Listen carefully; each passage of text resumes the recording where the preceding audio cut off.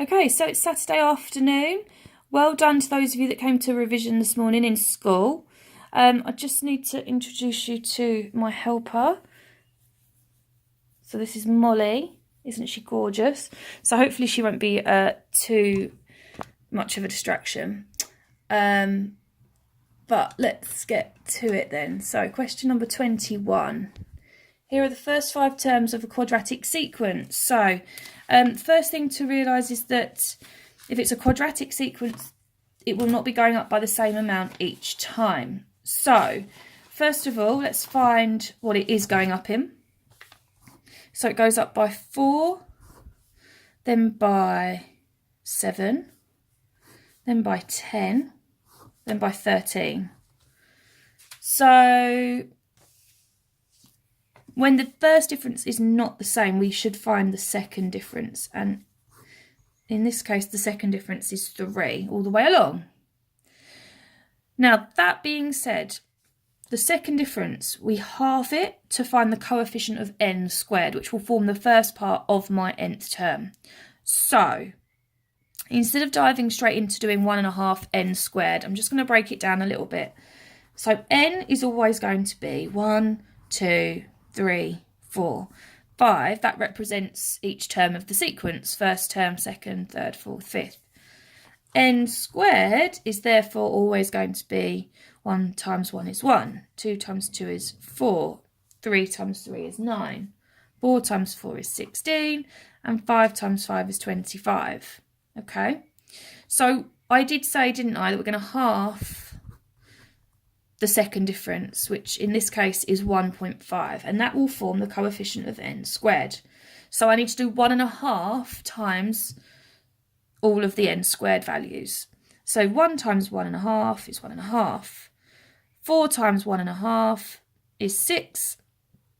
13.5, 24, and 37.5.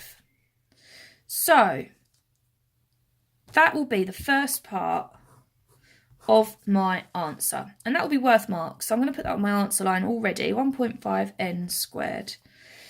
Now, unfortunately, it isn't exactly the sequence we need, so it's not perfect yet. Next, I need to think, how do I get from 1.5 to 4, which was my original sequence? So in this case, I need to add 2.5. From 6 to get to 8, I need to add 2.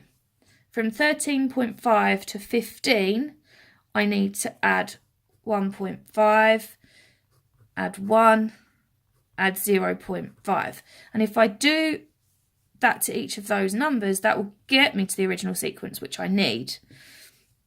Now, we should, at this point, find the nth term of this new sequence of numbers that I've generated. And it's going down by 0.5 each time. So that means we could say that it's minus 0.5 n.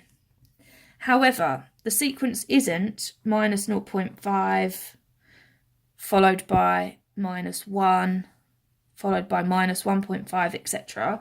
It's not, it's shifted, hasn't it? And it has shifted from the minus 0.5 times table